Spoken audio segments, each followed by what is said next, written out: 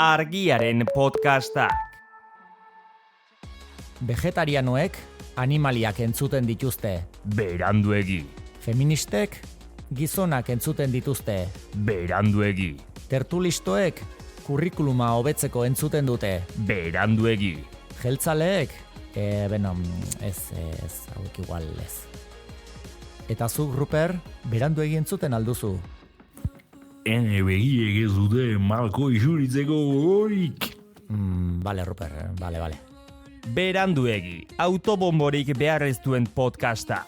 2 ostiralean behin argia.eusen.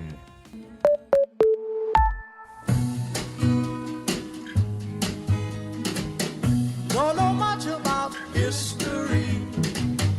Don't know much biology. Don't know much Hau, oroimen histerikoa da.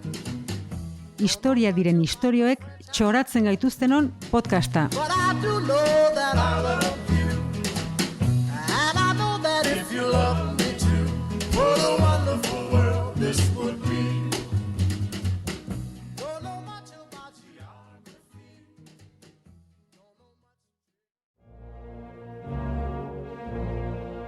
Bazen garaia hau da amaitzeko, ez? Bai, Baixo, bazen garaia berriro praka luzea jazteko, eguzki eskutatzeko, bazen garaia berriro lantokira itzultzeko, batez ere hori, eta umeak, ze badakigu aitatxor negatuen armada bat gure entzule fina dala, batez ere umeak eskolako lau pareten artean zarrarazteko, eta bazen garaia, hau bai, Horren ministerikoa berri izazteko. Ni behintzat, asterokotasunean utxune bat nuen. bai, kontua da igual izango dela nik seme-alabarik ez daukadalako, baina Zorioneko. nik doluan nago, Bai. bai, oporren dolua daukat, eta asko kostatzen ari zait. Hoietakoa zara, eh? Bai. Bai, batez ere, hori, udazken hasiera Baina neko gogorra izan da. asteburuak, astelenetan, asteburuari begira geratzen diren hoiek, eta astelena da, hori dena, hori baldin bada, kapitalismo gorrotu behar duzula. Orduan, uda pasa ostean, udari begira nostalgiaz behitzen diotenak, zer dira? Ez dakit. Hor aldatu beharra dago bizitzan zerbait. Hori da zera. Eta gu horretarako gaudenez. Bai. Ezta? Bizaren parte importante bat ez hitz egingo dugu gaur. Oso importante, ez ba, inorez bada aztu, gu historiaz eta historioez mintzo garra saio honetan, eta gudaren amaiera ospatzeko, bintzat batzuk ospatuko dugu, gai fresko ekarri dugu. Inoiz baino bizien gaudela aldarrikatzeko, zero beta eta eriotzaz. Hori da. Itzaitera gatoz, horreti Chopin? Bai. Chopin da? Bai. Chopinekin hasi galerako. Bai, bere hileta martxarekin. Bai. Eta bai, eriotzaz hitz egingo dugu, eta batez ere eriotzaren pertzepzioa nola aldatu den, ez? Eta pixkanak aldatu da historian zehar, baina aldaketari nabarmenena industrializazioak ekarri zuen, horrek aldatu arazi zigun eriotzaz dugun pertzepzioa, eriotzarekiko daukagun jarrera, ohiturak, dolua, ez? Aldatu zituen hori, gainera goiti bera, ez? Oso azkar. Eta hortarako pixka bat oinarritu naiz, Juan Madariaga historialariak horri buruzko tesia egin zuelako. Aspaldi, 1988an argitaratu zuen, eta, moldaketa bat argitaratu zuen, egia esan nahiko irakurterreza. Erio Anderea, izenekoa, Erio Anderea, una noble señora, eta, industrializazio garaian 18 eta 19. mendeetan, eriotzaz dugun pertzepzioa nola aldatu zen azaldu zuen lan hortan. Ni orduan hemen egon lanean, argiako erredakzioan, erredakziora iritsi zen liburu hori, eta begira, hogeita asko urte geroago berriro. Kritika. Bai. Aipua. Bere garaien erreportajea, elkarrizketa, egin genizkion. Bai.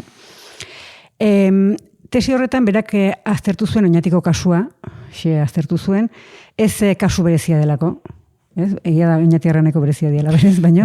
Oso errezutzi diazu, bai. Baino alderantziz, kasu eredugarri egokia zelako, eta gainera Gipuzkoako protokoloen artxiboaren zaterik handiena oinatin dago, beraz, ez, eskura zeukan materiala. Eta azkenean, oinatiko kasua Euskal Herri osora eta munduko toki askotara estrapolatu daiteke, ez? Oinatitik mundura, hori oinatikoi galdetuz gero, seguru. Heriotzaren gailean, bai. Hori da. Beraz, Euskal Herri preindustrialean, ez? Industria irautza aurreko Euskal Herrian, eta beste toki askotan, itzorian zegoenari, ez zitzaion bere egoera larria eskutatzen, esate zintzaion, ez? Azkenean zer zegoeratan zegoen, ez? Beharrezkoa zen. Zioten esaten, lasai zu. Gauzak garbi adiraztea, bai. Ondo zaude, lasai. Hori ez. Bai, ez. Intzera zoaz, lagun. Ze, une horretarako prestatu egin bertzuen, ez? Gaixoak. Eta eriotza hori zen oso etxekoa, ez?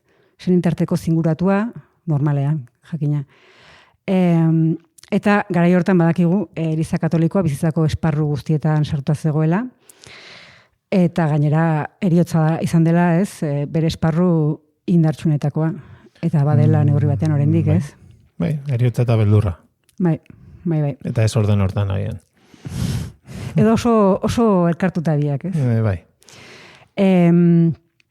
Horrela, hiltzera zijoanak damutzeko eta sakramentuak hartzeko aukera zeukan, ez? Eta bere arima salbatuko zuen. Sakramentuak hartu eta arima salbatu gustatzen zaite. Bai, ez da? Bai, babarrunekin. Digestioa ez du salbatzen. Hori kamiseta hon bada. Azkenean hori sakramentuak hartu alizatea eta hori da nazan, ez babarrunekin, baina hori da ondo hiltzeko bidea, ez? Eriotza txarrak ziran Eliza Katolikoaren zat, jakina, istripu batean edo bihotzekoa jota. Berez, hildakoaren zat neko onak dira. Ja. Baina egia da ez bakarrik Elizaren zat, ingurukoen zat eta askotan ez agur esateko aukerarik ez izatea, ez da gustokoa. Eta, baina hori, gainera Elizari kasu eginezkero, olako eriotza txarrak, betiko kondenaztu zezakeen, ez? Hildakoaren arima. Bai, hau beti positibo. Behin eriotza gertatutakoan, behin hiltzen zenean, egin beharreko lehenengo gauza gertakaria jakinaraztea zen, horretarako Elizago kanpaia jotze zituzten, ez? Eta, baina Euskal Herriko hainbat tokitan beste ohitura batzuk ere bazeuden, adibidez, erlei esaten edo kantatzen zitzaien. Erlei abestu? Bai, eriotzaren berri. Beste toki batzuetan ganaduari ere esan behar zitzaion, ez? Etxeko jauna, Andrea edo pertsona edo hiltzela, bai. Eta ondoren, ez? Jakinarazi ondoren, gorpua prestatu behartzen, auzoko etxeko Andreak jazen zuen gorpua, hori zen ohitura. Baina beti hildakoaren begiak itxi ondoren, etzen komeni hildakoari begietara zuzen begiratzea, eriotza batek atzetik bestea ekarriko zuelakoan edo. Ari hori mozteko. Hori ere kutsatzen zen. Eta zenbait lekutan eta zenbaitetan hildakoari hankak ere lotzen zitzaizkion. Bazpare. Bai. Dirudienez, bizien mundura itzulez edin, edo ezakit, edo korrika alde egin ez ezan, edo... Ja. Bai. Kandelak piztuta, gaubelari ekiten zitzaion orduan, eta urrengo egunean gorpua Elizara eramante zuten, elizbide edo hilbide finko batekin. Jakin batean, bai. Ezintzen besterik erabili. Kali zen asko ere hortiato. Bai, ualzuk bazenukan bide bat laburragoa, ez. Horrek ez du balio. Ez. Eta gero Elizan hilatak eginda, jakina gorpua ehorzeko ordua iriste zen, baina etzen, esanet, zeuden orandikan ohitura pagano, ez? Komatxo artean pagano batzuk, Euskal Herrian gorde zirenak, ez? Eta txamponak eta bestelako objektuak zerraldoan ustea adibidez. Hori, oinatinta Euskal Herrian bakarrik gertatzen, hori antzinarotik ez, historia aurretik gertatu izan da. Animaliak eskintzea ere, ez? Animaliak sakrifikatzea, eta ez? Seguro txerria, gaixoak. Paganotzat jotzen ditu Eliza Katolikoak, esan beharra dago, badakigu, pagano, dena da paganoa. Baina Eliza Katolikoak erabakitzen du, ohitura paganoetako batzuk apropiatzea, bere egitea, orduan arau bihurtzen dira, ez? Baina beste guztiak paganoak dira, pekatua dira, eta debekatu egiten dira, ez? Hilobia izaten zen normalean Eliza barruan, ez tradizioz. Eta tokirik ezean, Elizaren kanpoaldean, baina inguruan. Ze azkenean, benbeste bundura iristeko, ez, erraztasuna jarri behar zitzaizkion hildakoari. Elizatik errezo. Bai. Ez? Aldarri batekin deitzen hau eriotzak, gau erdiontako bakardadean, orain ezin dut ezer galaraztu, abere bat bezala bizi izan naiz bihar, bihar hilengo naiz, lagundu nazu, bihar hilengo naiz, bihar hilengo naiz, lagundu nazu, bihar hilengo naiz. Etzio beto, Bai. Bihar baino. Bai, hildakoari laguntzeko, esan bezala, ez, zuk esan duzu, ez, Elizatik gertu, Elizan bertan, ez, lehenago iristeko zerura, baina ohiturari ere antzinakoa da, aspaldikoa, eta paganoa, beraz, ez, historia aurrean, toki altu eta irekietan ereki oizituzten trikuarriak, ez, zerutik edo dena delakotik, gertuago. Edo beto ikusteko. Ez dakit, baina oso paraje politetan egoten dira. Bai. Ustasunaren teoria, no? Esan hori oteizaren kontu hori? Bai. Erdiaroan, eguzki formako hilarriak, ekialdera begira ipintzen zituzten ere, ez? Eguzkiari begira hori ere oso paganoa da, baina Elizak hartzen baldin badu, ja bere egiten du. Bai. Baina behin hildakoa lurrazpian sartuta, lur gainekoak geratzen ziren, eta jeta bazkari garesti eta jendetsuak egiten zituzten, ez? Askotan etxekoen ekonomiaren kalterako, baina, hori ez, egoera animikoaren onerako, askotan gaina, janari ez gain eta jakiz gain alkola ere, ez? Ez esan. Bai, erabiltzen zan da, azkenean zan carpe diem bat egitea, ez? Bizirik gaudenak bintzat, ez? Bai, hola bizita. Bai. Hori pizka galdu dugu, Bai. Dirutza gastatzeana hor bere horretan mantentzen da. Baina ez dago ondo ikusia ere, ez? Doluan... Bai. Ondo pasatzea. Hori da. Ospatzea. Bai. Deskribatu ditugu, ez? Euskal Herrian barroko garaiko heriotzaren inguruko ohitura batzuk, baina egia da tokian tokiko, ez? Ezaugarri berezi asko, ez? Jaso dituztela etnografoekan eta hemen, baina esan beharra dago, mendebaldeko gainerako herrialdetan ere ohiturak oso antzekoak izan direla. Garai horretan eta lehenago ere, ez? Eta esan dezakeguna da, garai hortan bizitza eta heriotzaren arteko lotura egun baino estuagoa zela.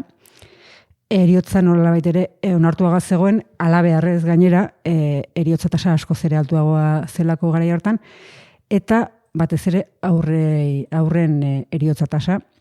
Eta hor daukagu, lehen aipatutako liburuan, Madariagak jasotako datu bat, oinatin, 1726-1850 garren urte arteko epe hortan, bataiatutako 1000 aurretatik 257. Hiltziren 7 urteak bete baino lehen. Laurdena? Bai, baina urte batzuetan kopuru hori ere are larriagoa zen, 1796-1798 urteen arteko datuetan, 1778 aurre bataiatu zituzten oinatin, eta horietatik 311 hil ziren.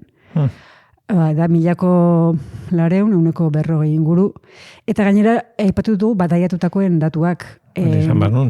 Hilda jaiotze zirenak edo eta erditzean edo hasierako egunetan bataiatu baino lehen hildakoak ez ziren kontatzen. Horregatik asko oso azkarre bataiatzen zituzten, ez? Bataiatu gabekoak ez ditu aipatuko, ez?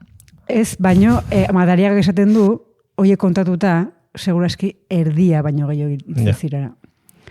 Eta hori, azkenean ez, alabeharrez oso gertu, ez, Jaiota hil Bai. oso gertu. Bai. Inoiz baino gertuen hor. hori da. Esan dugu, gaur egun gauzak oso desberdina direla, asko aldatu direla, ez?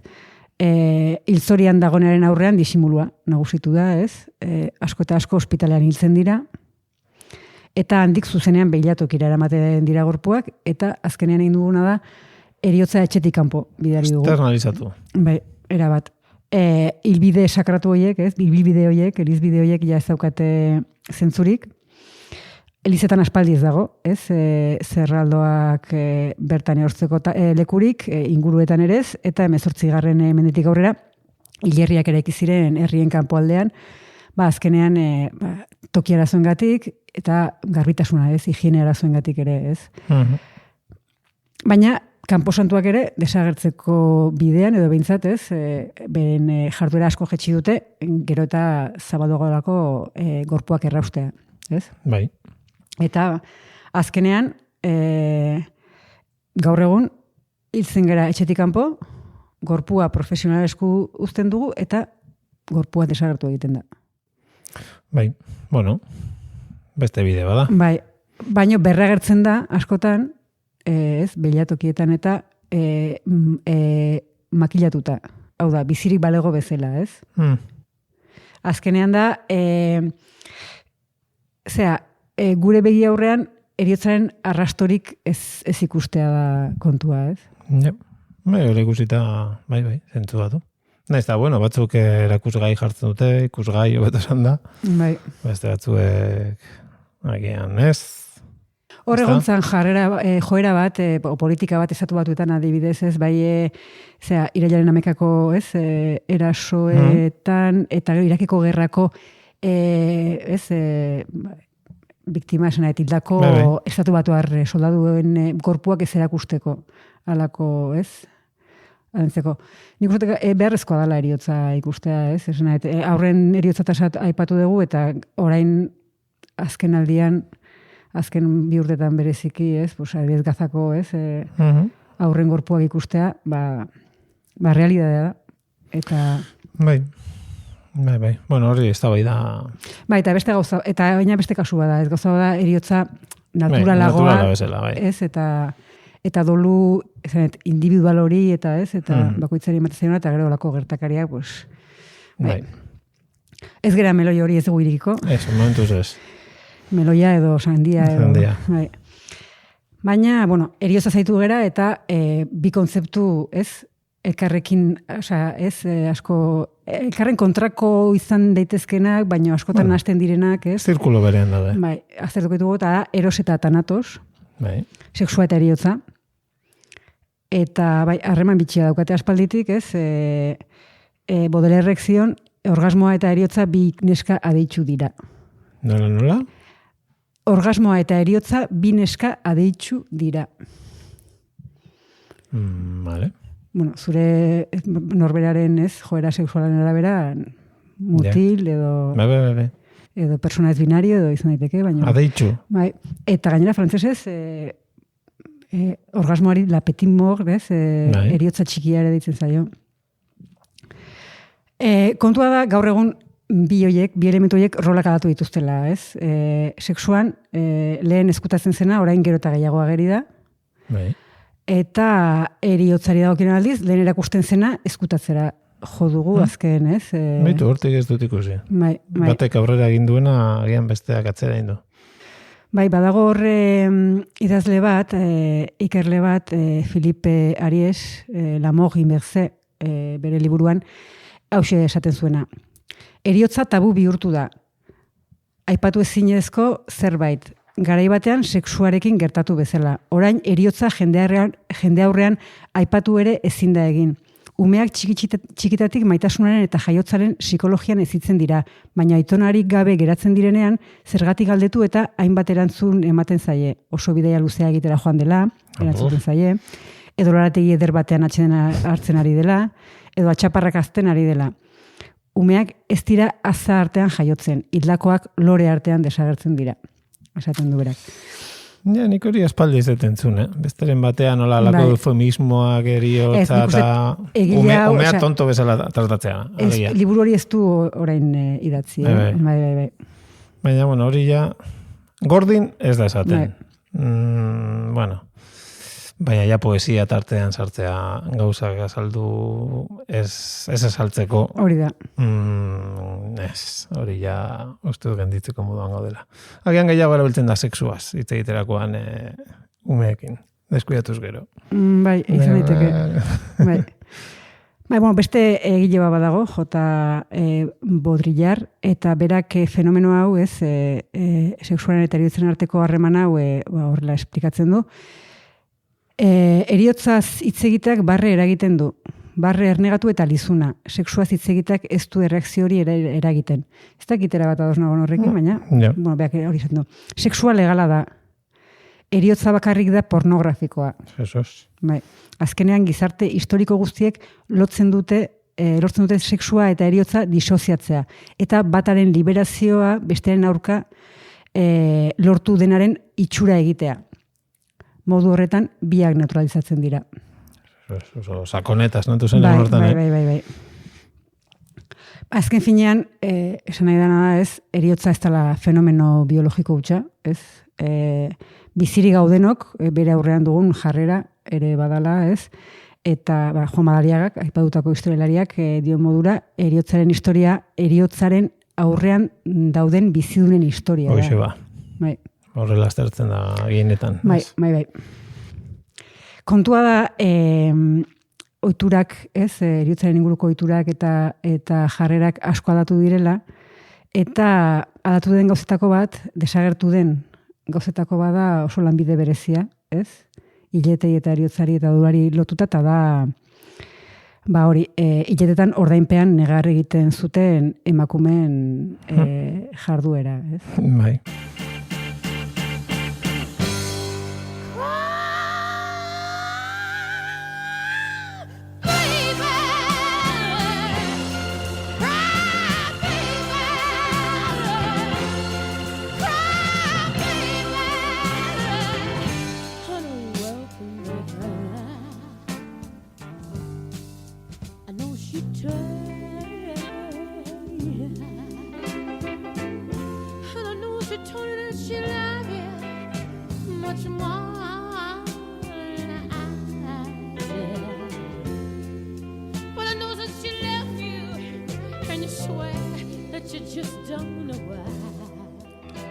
Euskeraz modu askotara esate zaie. Nola? Iletari, erostari, negarkantari, hauendari, adiagile, adiakari, minduri eta deitoratzaile iztegiaren arabera. Bai, erostari gehiago Bizkaian, adiagile Gipuzkoan, zuri negarkantari gustatu zaizu, ezta? Bai, polita da. Bai. Negarkantari. Bai, Janis Joplinek pixka bat negarkanta egiten du, bai. Ona. Bai. Kontua da, oinarte 19 mendean gertatutako aldaketez aritu garela, baina erostariak debekatzen saiatzen askoz lehenago hasi ziren, aspaldi hasi ziren, eta gurean debekuak, dokumentuen arabera bintzat, 13 mendean ja hasi ziren, Baionan, 1988 urtean, udalo ordenantzen bidez, oihuak, negarrak eta atxekabe adirazpenak debekatu zituzten, hiletetan. Hori denentzat. Bai. Izan ordendupeko ala zenideko. Beste kasu batzuetan bereizten da. Hori, bai. Oinatira itzuliko gera, kasu honetan, 1979ko araudi batek jasotzen duenez, lantu ez gain, aurpegiak zauritzea ere galabazita zegoen. Nik uste erostari batzuk, ez? Empeña handia, alegina handia egite zutela. Plus. Bai. Erostari premium. Hori da. Bai. Herri berrin, bertako agintariek, hilea ez erauzteko eta arropak ez puskatzeko eskatze zuten. Arropak. Ez da arroparen agian, dira eros eta tanatos. Huljoank. Ringera ateratzen zan gizan. Ni striptiza zaintzan pentsatzen, baina. Bai. 1986an, handikan urte gutxitara, lekitoiko ordenantzaren arabera, senitarteko zuzenak soilik zeukaten negar eta hauen egiteko behimena, baina haiek ere baldintza bat bete behar zuten, herri berrin bezala, eta zain buruko hiletatik ez tiratzea. Bai. Ja. Lekitxon, Bai, imaginatu hori, ez profesional ona zehala eta holako bolo asko dauzkazula, hileri gabe geratzen zera. Besteen hiletatik tira. Hori da. Ez? Bai, hiletiratze bikario. Bai. Esan behar dago, arauak ez zuela eragin handirik izan, ze urte batzu geroago, udalak gortera eta Kalahorrako gotzaintzara jo zuen laguntza eske. Laguntza eske, ez egon modurik. Eta ez. Eta ala, 1519 Lekitiarrek errege agindu eta Kalahorrako ikuskatzailearen mandatu bana jaso zuten, hiletarizkizunetako gehiagikeriak debekatzeko edo galarazteko. Ordea erabaki zuten, hiletatik tira ez, eta baina eskeiko dugu hemen antzar bat bizoketatik. Hori da. Eta horti bideratuko ditugu gure zera guztiak. Bizkaira joko du orain, Bizkaiko foruetan arau berri bat erantzi zuten, 1926an, gehiegizko lantuak debekatzeko. Baina horrek ere, ez zuen jarduna eten, beste kasu batzuen bezala, ze Gordexolan 1548an berriro ere erostariak debekatzen ahalegin du izanak, ez? Hori frogatzen du. Esan dugu erostari esatez izaien Bizkaian eta Gipuzkoan adiagile eta Gipuzkoan ere jakina negarti profesionalak bai baitzeuden, ez? Oinatiko kasua ikusi dugu. Eta 1581an zestoan bildutako Gipuzkoako batzar nagusietan Azkoitiko prokuradorei herrieta egin zieten herri horretan adiagileen ikuskizunek indarrean jarraitzen zutelako. Zestoako negartiak, Bai, Azkoitikoak. Azkoitiz ari zen. Zestoan bildu ziren korteak, baina Azkoitikoak ziren negartiak, bai. Eliza Katolikoa ere ahalegin duzuen ohitura paganoa desagerrarazten. Esan dugu paganoa, bai. Eta 1941an Iruñeko gotzaina Tolosara joan zen bisitan eta bide batez emakumei debekatu zien negar, oihu eta txalo egitea. Txaloarena gustatu zait. Futbolean... Bai. Hori, txalo egitea ere debekatu zuten defuntuen aldeko elizkizunetan eta 1580an Iruñeko sinodoak hauxera baki zuen. Ez da kontuan hartzen bizitza honetatik irtetean betiereko bizitzan sartzen garela oihuekin elizetako bakea hausten dute. Hemendik aurrera defuntuekiko sentimentuak neurriz adieraztea agintzen dugu. Eta gehiegikeriarik balego erruduna elizatik bota dezatela. Bueno, Eliza bere gauzetan. Beti debeko agora, debeko bera eta agintzen. Baina, hori, drama pixka bat ere ez eskertzen da tarteka. Beba. Lo sapevi che ero un po' incasinata. Scusami se do il peggio di me, dopo mi passa. Dio non ci vede ma tu mi fai stare calma. E ti seguirò dove il mare si scontra col vento del sud. Voglio una vita melodrama, una vita da gitana. Dopo sbaglia, prima impara. Melodrama, melodrama. Non vuole serate di gala, una drama queen in sala. Voglio le serate struccata. Melodrama, melodrama. Era bello il cortile, era bello soffrire, con le spalle che scottano, abbracciami ancora, prima di te. Bate daki, noiztik zan negarti profesionalen ibilbidean noiz hasi zan? Entzinaroan, seguraski. Bai, ez da? Eta historia horren ez dakagulako, ez? Bai. Grabaziorik. Aukerarik. Baina gurean erostarien zerbitzuak gerozta gutxiago erabiltzen zirela esate zuen Andres Alonsotegi gileak 16. Mendearen amaieran. 17. mendean 1625an Lope Isastik idatzi zuen neurrizkanpoko lantuak bazirela, baina soilik senideenak. Ez ordainpeko hauendarienak. Eta hala ere, Julio Caro Barojaren arabera 19. mende bukaeran Bizkaian, Elantxoben adibidez, erostari ordainuak bazeuden oraindik. Eta Jose Miel Barandiaranek 1923ko urtekarian jaso zuenez, urte hartan Gernikan eta Kortezubin gutxi batzuk ere geratzen omen ziren. Dela urte, Bai, beraz, ohitura oso zabaldua izan zen gurean duela oso gutxi arte. Lanbide. Eta hori da, bai, lanbide. Bai. Eta egia da, Estebai Gairibairentzat bai hemengoak, bai beste dozen lekutakoak, erostariak alokairuzko negartiak besterik ez ziren, baina Lope Isastik beste azalpen bat ere ematen zion horri, eta esaten zuen, provintzia hauetan, Euskal Herrian, negar egitenko ohitura handiagoa dago beste toki batzuetan baino, hemen bihotzak xamurrak direlako. Bueno, Isasti. Hau ez da torri larun gau batean zagarrotei batea. Eta horko gizonkei erdian bihotz xamurrik ez topatuko. Xamurra makarra agian da okela. Baina takipa. Iritsi gera, ez dakit bihotzak xamurtuko zitzaizkizuen edo ez? Bueno, ez egin egarretan. Ez izan kuidadorik. Nik podcast hau eskaini nahi diot, Octavio gure katuari duela egun gutxi hiltzelako. Ara. Bai. Oize? Gugan bego? Hori da. Octavio? Hori da. Argiaren podcasta. Podcast hau libre eta doan zabaldezakegu Argiaren komunitatea osatzen duten milaka lagunek proiektua diruz babesten dutelako. Zuk ere kazetaritza independentea babestu nahi baduzu, egin Argiako kide.